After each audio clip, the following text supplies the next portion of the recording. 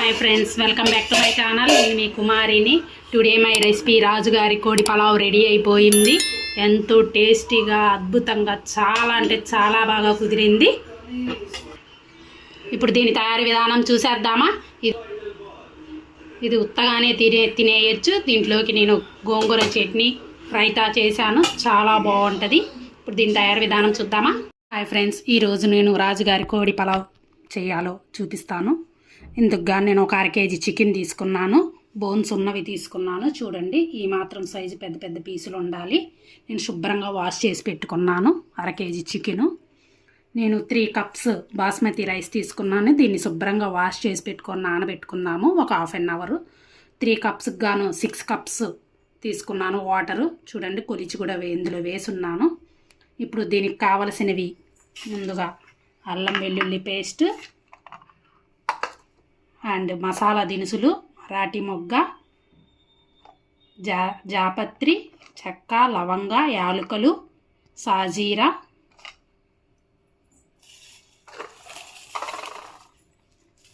కొత్తిమీర, కరివేపాకు, ఒక 2 పెద్ద ఆనియన్స్ సన్నగా తరిగి పెట్టుకున్నాను, పుదీనా, 2 పచ్చిమిర్చి పేస్ట్ చేసి పెట్టుకుందాము దంచి కచ్చాబచ్చాగా, బిర్యానీ ఆకులు, కొంచెం జీడిపప్పు తీసుకున్నాను.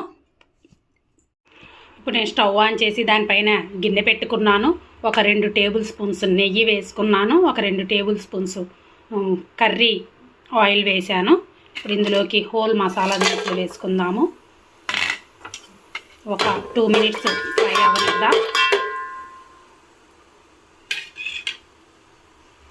ఇప్పుడు ఇందులోకి మనం కట్ చేసి పెట్టుకున్న ఆనియన్స్ వేసుకుందాము.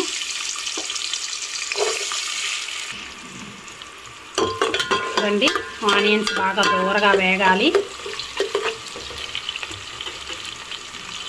ఇందులోకి కొంచెం కరివేపాకు వేసుకుందాము. 2 బిర్యానీ ఆకులు కూడా వేసుకుందాం.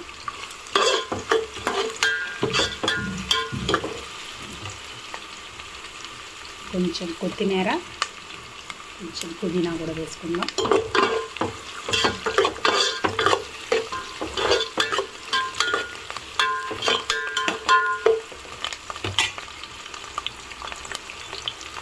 ఇప్పుడు ఇందులోకి మనం ఒక 1/2 కేజీ చికెన్ వేసుకుందాము. మొత్తం కలుపుకుందాం.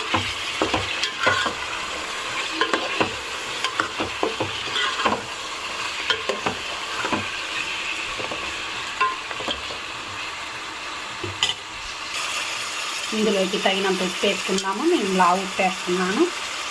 కొంచెం పసుపు వేసుకుందాము.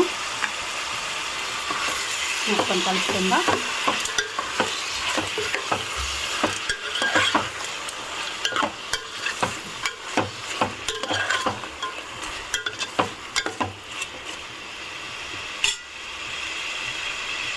మనం పచ్చిమిర్చి పేస్ట్ చేసాం కదా, అది కూడా వేసుకుందాము.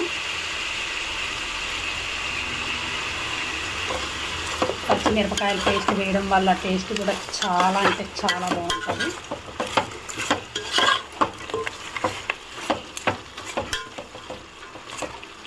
ఒక 10 మినిట్స్ బాగా వేగనిద్దాము.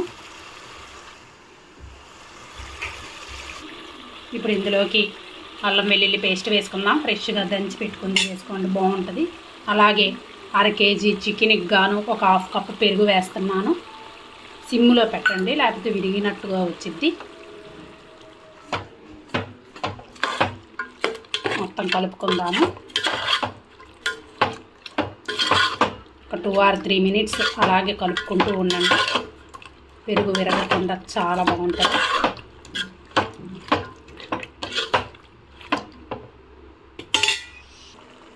ఒక 1/2 స్పూన్ చికెన్ మసాలా వేసుకుందాము. ఒక 1/2 స్పూన్ గరం మసాలా వేసుకుందాం. మొత్తం ఒకసారి మిక్స్ చేసుకుందాము.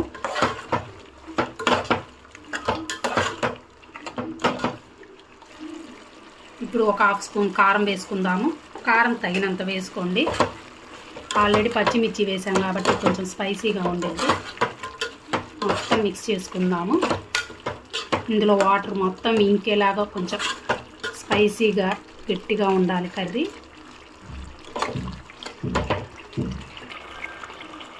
ఇందులోకి ఒక 1/2 స్పూన్ ధనియా పౌడర్ వేసుకుందాము. మొత్తం కలుపుకుందాము.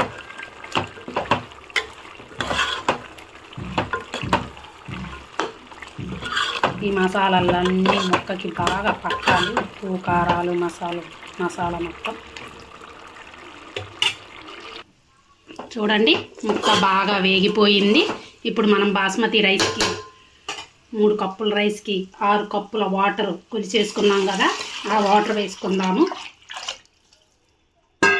హై ఫ్లేమ్ మీద బాగా మరగనిద్దాం వాటర్ని. చూడండి మొత్తం ఒకసారి ఇలా కలపండి. ఉప్పు సరిపోయిందో లేదో కొంచెం చూసుకోండి. సరిపోకపోతే కొంచెం తగినంత వేసుకోండి. నాకైతే కరెక్ట్గా సరిపోయింది. వాటర్ని బాగా మరగనిద్దాము. చూడండి బాగా మరిగిపోయినాయి, వాటర్ కూడా ఉడుకుతూ ఉన్నాయి. ఇప్పుడు మనం నానబెట్టుకున్న రైస్ వేసుకుందాము. బాస్మతి రైసు కొలత కూడా చెప్పాను కదా, 3 కప్పులకి 6 కప్పులు వాటర్ వేసుకోండి.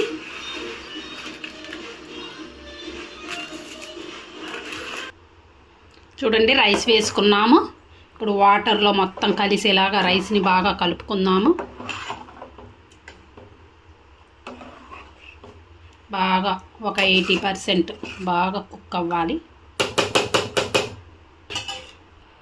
కుక్ అయ్యేంతవరకు మూత పెట్టుకుందాము. ఒకసారి మూత తీసి చూద్దాము. చూడండి ఇలా వచ్చింది. ఇప్పుడు ఇందులోకి కొంచెం కొత్తిమీర అండ్ పుదీనా వేసుకుందాము. జీడిపప్పు మీరు నేతిలో అయినా వేసుకోండి, నేతిలో వేపైనా వేసుకోండి, లేదా డైరెక్ట్గా ఇలా పైన వేసుకోండి. ఇప్పుడు మూత పెట్టుకుందాము. ఇంకొంచెం కుక్ అవ్వాలి, ఒక 10 మినిట్స్. అర్థ చూపిబాక. చూడండి ఒకసారి మూత తీసి చూద్దాము. ఈ చాక్ ఇలా పెట్టి చూద్దాము. చూడండి అంటుకోకుండా వచ్చింది. నా వీడియో కానీ రాజుగారి పలావ్ రెడీ అయిపోయింది. కోడి పలావ్. నా వీడియో కానీ మీకు నచ్చినట్లయితే ప్లీజ్ లైక్ చేయండి, షేర్ చేయండి. ఇదేం చెప్పాను. మరిన్ని వీడియోల కోసం మన ఛానల్ని సబ్స్క్రైబ్ చేయండి. Okay friends, thank you. Bye bye. Bye friends.